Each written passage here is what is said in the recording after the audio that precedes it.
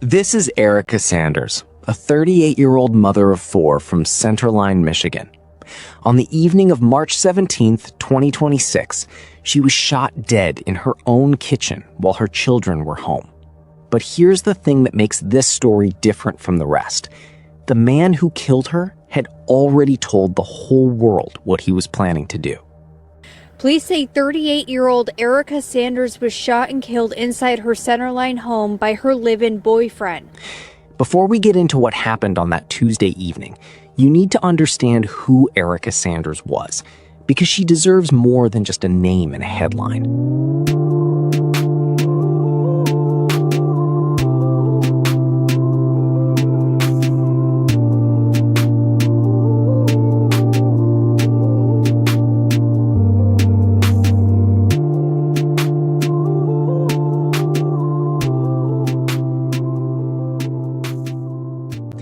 Erica was 38 years old, born somewhere around 1987 or 88, and she spent her life in Centerline, Michigan, a small city in Macomb County, just outside of Detroit. She was not someone you would have heard of before March of 2026. Not a celebrity, not a public figure, just a mother of 4 who made her children her entire world. She had 2 boys and 2 girls, ranging in age from 5 to 17 years old. And the people in her community consistently described her as someone with genuine strength and warmth, a woman completely focused on giving those kids a stable home and a good life. By every account from people who actually knew her, that was all she was trying to do, and it was enough. She lived on the 7500 block of Sterling Street, a quiet residential block just west of Van Dyke Avenue in Centerline, and she shared that home with her boyfriend, 39-year-old Zachary Fuqua. To the outside world, Fuqua looked like a regular working man. He was a Chrysler employee, working the 3rd shift at a plant in Department 3330, and was a Warren resident who financially supported an 11-year-old daughter. To the family and the kids around him, he was the man of the house, a father figure, someone that Erica's niece Amaya Price had even grown up calling her godfather. On the surface, this looked like a family unit that was doing what it was supposed to do.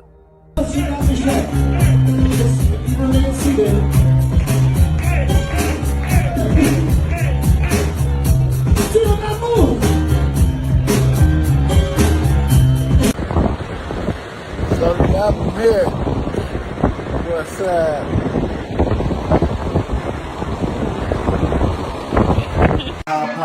Thank God blessed me with my job for 9 years. I made a lot of progress on my house, keep the new car. Got a good family. Got a family. Today is celebrating 9 years. I've been in Christ. Celebrating this 9 years of Christ. God, I just want to say thank you. God, you're great. You know what I'm saying? Six wins It's over great. 2 years, Love you. and they have the lead in the Super Bowl.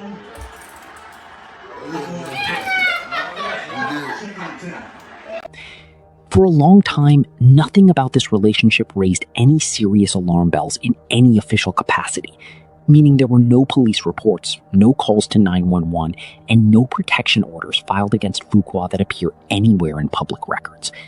Erica's brother Daryl Adams confirmed after the fact that there was no history of domestic violence between the two of them that anyone was aware of. Whatever was building inside Zachary Fuqua, it was not showing itself in the kind of way that leaves a paper trail. But here is where things start to get heavy, because a clean police record does not tell you whether a person is okay, and it definitely does not mean the people around them cannot see that something is going wrong. In the months leading up to the shooting, Fuqua had been dealing with the loss of his mother, Joyce Mangum, who passed away in late 2025. Happy birthday to you, cha cha cha. She's 100 years old. Happy birthday, dear Joyce. She was on the Titanic ship. Happy birthday to you. What? Make a wish. Y'all done skipped the song. Woo. Y'all got L-timers. How old are you? How old are you? May the good Lord bless you. Oh, hallelujah. May the good Lord bless you. Oh, bless the May name. the good Lord bless you. Baby. May the good Lord bless you. God's got to bless. And by all accounts from people who knew him, he was not handling it in a quiet way. People who later spoke out described watching him fall apart publicly, posting on Facebook in a way that made it clear he was in real pain and losing his balance. A community member named Ebony Marie Baxter wrote that Fuqua had been grieving his mother, breaking down in real time in front of people, spiraling and declining and losing himself, and that he had been crying out while nobody listened. People had tried to reach out to him through comments and private messages, but nothing changed and no real help came. Daryl Adams told reporters that people had been sending him notifications about Fuqua's posts, and that from what he could piece together, Fuqua had been visibly battling something for about a month before the shooting.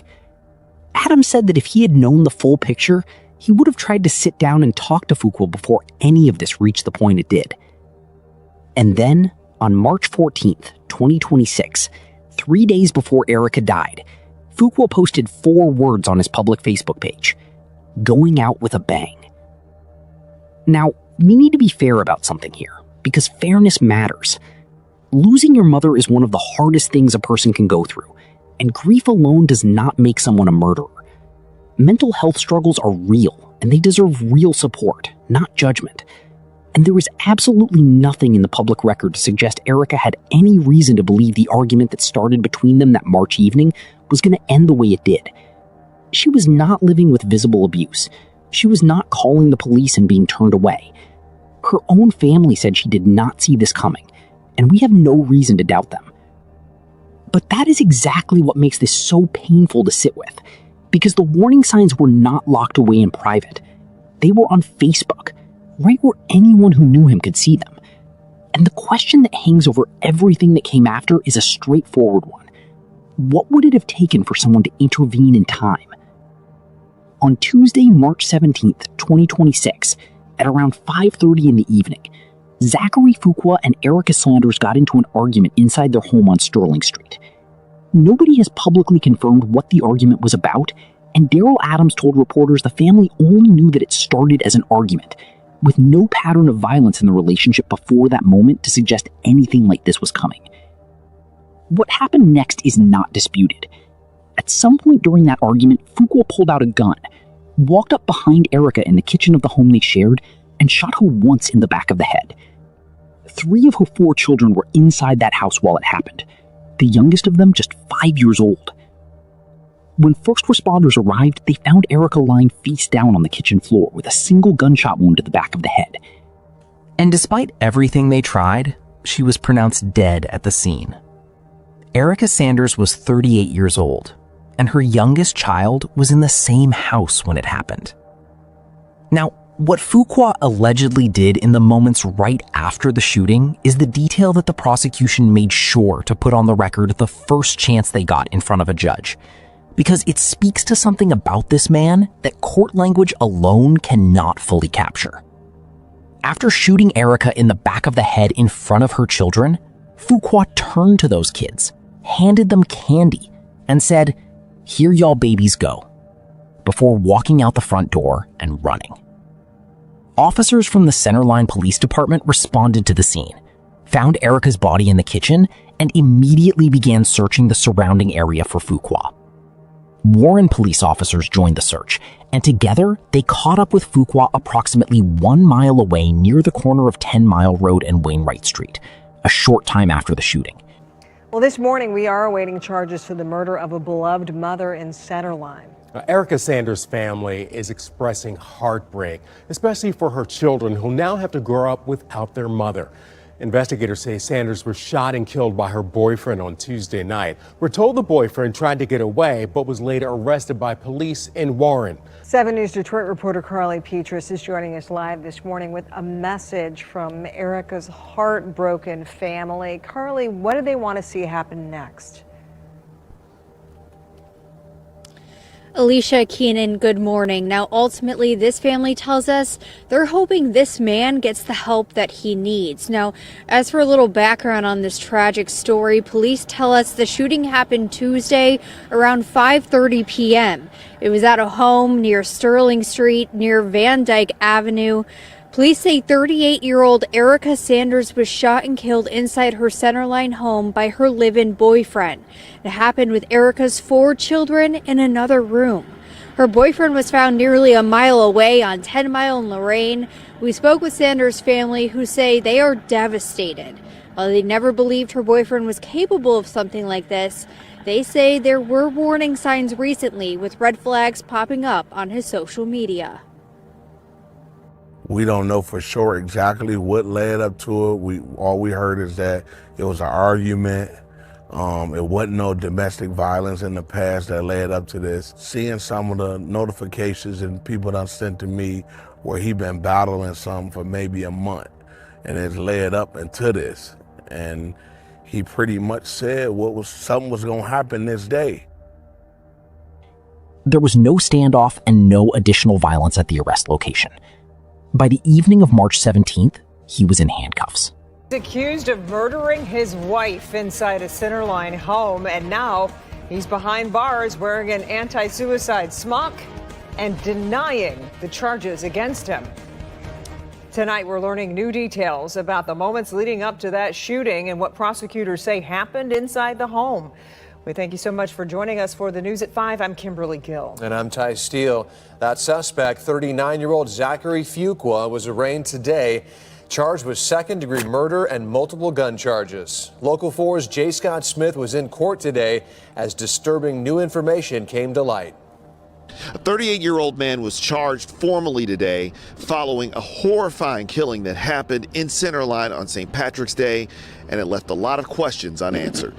39-year-old Zachary Fuqua sat shackled inside a booth at the Macomb County Jail this morning, listening as Judge Suzanne Fonts read off a laundry list of charges against him. Fuqua was formally charged with second-degree murder today in connection with the brutal killing of his girlfriend, 38-year-old Erica Sanders. Fuqua also faces 5 separate gun charges. The shooting happened around 5:30 p.m. on Tuesday at their home on Sterling Street near Van Dyke in Centerline. Police arrived at the home to find Sanders face down, having been shot in the back of the head in front of her children. According to investigators, Fuqua fled the scene on foot before he was arrested by Centerline and Warren police at the corner of 10 Mile and Wainwright. During the hearing, the prosecutor described a brutal killing. That the defendant had no qualms with shooting his significant other in the back of the head in the presence of 3 minor children. Moreover, the callousness of such an action, especially as it's alleged that as he left the house, he gave the children candy saying, "Here y'all babies go." While no motive for the killing was mentioned, Fuqua's social media had shown signs recently that he had been going through some sort of crisis, including a Facebook post from March 14th that said he was, quote, going out with a bang. Fuqua attempted to say that he was not a flight risk during the hearing, but the judge disagreed and ordered him held without bond. Now, if convicted on the most serious charge, Zachary Fuqua could spend the rest of his life in jail. Now, he's going to currently be held without bond in the Macomb County Jail. His next court appearance is slated for April 1st. In Warren, I'm J. Scott Smith for Local 4. And here is something the police discovered very quickly that made the situation even more serious from a legal standpoint. Zachary Fuqua was not legally allowed to have a firearm at all. He had a prior criminal conviction for carrying a concealed weapon, and under Michigan law, that makes you what is called a prohibited person, meaning you are completely banned from owning or even possessing a gun or ammunition. The weapon he used to kill Erica Sanders was something he had no legal right to own, and he had it in the house where her children lived every single night. The Michigan State Police Crime Lab was brought in to process both the Sterling Street home and the arrest location as two separate crime scenes, which is standard in Michigan for any homicide investigation. At the house, investigators would have been collecting everything they could find: shell casings, the position of the body, any fingerprints or physical evidence left behind, and anything else that tells the story of what happened in that kitchen. At the arrest location near 10 Mile Road, they would have been looking at whatever Fuqua had on him when he was caught, including whether the gun was still in his possession when police took him down. As of the time this video was made, no weapon recovery details, ballistics report, autopsy findings, or toxicology results have been released publicly, and that is completely standard in Michigan while an active case is still in its early stages. The state holds all of that material until the preliminary examination, which in this case is scheduled for April 8, 2026. That is when prosecutors will have to put real evidence in front of a judge for the first time and show there is enough to take this all the way to trial. The 3 children who were in that house are also expected to be among the most important witnesses in this case. And their statements have been sealed and protected since the night of the shooting to preserve their value in court. 3 days after the shooting, on Friday, March 20th, 2026, Zachary Fuqua was formally charged and brought before District Court Judge Suzanne Fonts at the 37th District Court in Centerline. He appeared shackled and sitting inside a secure booth at the Macomb County Jail, which is standard in Michigan for newly charged inmates. He listened quietly as the judge read out every charge against him. The list was serious: second-degree murder, which carries a possible sentence of life in prison; possession of a firearm by a prohibited person; possession of ammunition by a prohibited person; and 3 separate counts of felony firearm, each of which carries a mandatory 2-year prison sentence that must be served on top of, not alongside, any other sentence he receives. 6 felony charges in total. Macomb County Prosecutor Peter Lucido confirmed those were the maximum charges available under Michigan law based on the evidence presented to that point. His defense attorney, Mark Vrana, stood up and made his case for bond, describing Fuqua as a working man with community ties and a daughter who depended on him financially. Then the prosecutor stood up and laid out what the state of Michigan intends to prove: a man who shot his girlfriend in the back of the head in front of her children, then handed those children candy while walking out the door. Judge Fonts denied bond completely. Fuqua was sent straight back to the Macomb County Jail, where he remains today without any possibility of bail while the case moves forward. The judge looked at the prior gun conviction, the nature of the killing, and the children who witnessed it, and decided this man was not going anywhere. While the legal process was moving forward, Erica's family was publicly trying to make sense of something that, by every account, came out of nowhere for them. Her brother Daryl Adams spoke to reporters, and you could hear the genuine confusion and grief in every word he said. We don't know for sure exactly what led up to it. All we heard is that it was an argument. It wasn't no domestic violence in the past that led up to this. Seeing some of the notifications and people done sent to me where he been battling something for maybe a month, and it's led up into this. And he pretty much said something was gonna happen this day. And then there was Erica's niece, Amia Price, who had grown up with Fuqua in her life as her godfather, and addressed him directly in her statement with the kind of pain that you cannot fake. She told him, "As my godfather, you promised me you were going to take care of my auntie, and you took her away from me, us, her kids." That line tells you everything about what this family lost, because this man was not just Erica's boyfriend.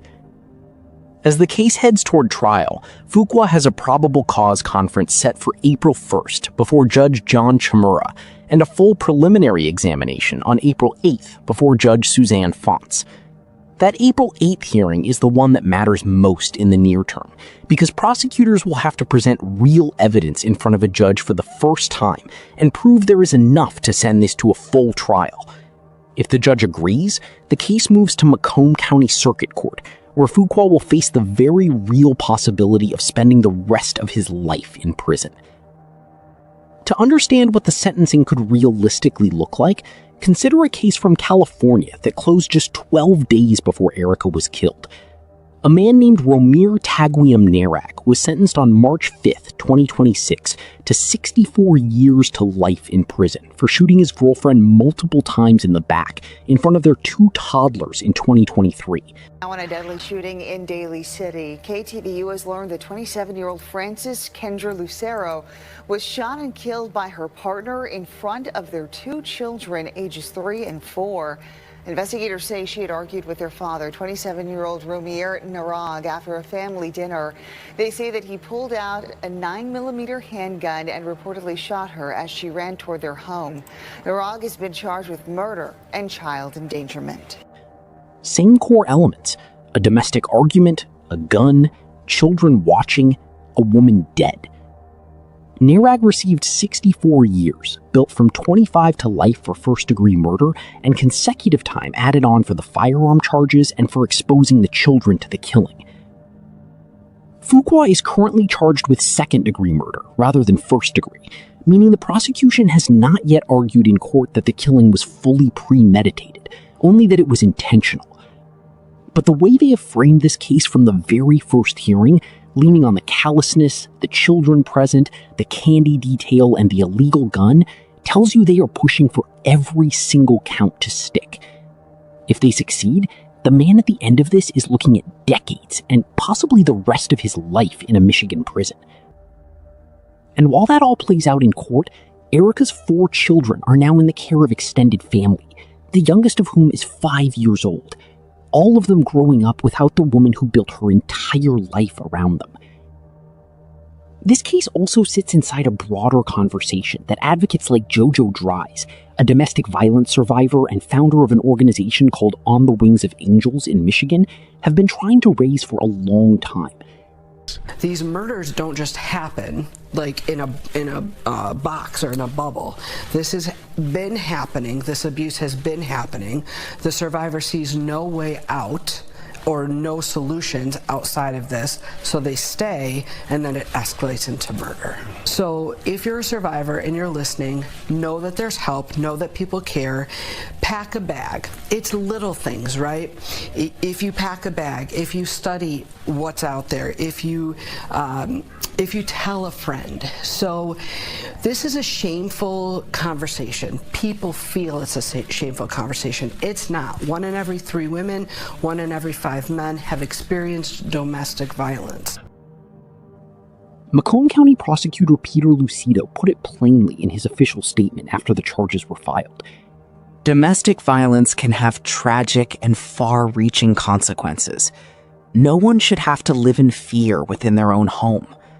That is true, and it matters. But what Erica's case also shows us is that sometimes the danger does not announce itself through a visible history of violence. Sometimes it announces itself on a Facebook post 3 days before everything falls apart. And the cruelest part of that is that by the time you recognize what you are looking at, it is already too late to go back. Erica Sanders has been memorialized on gunmemorial.org, where more than 227 candles have been lit in her name.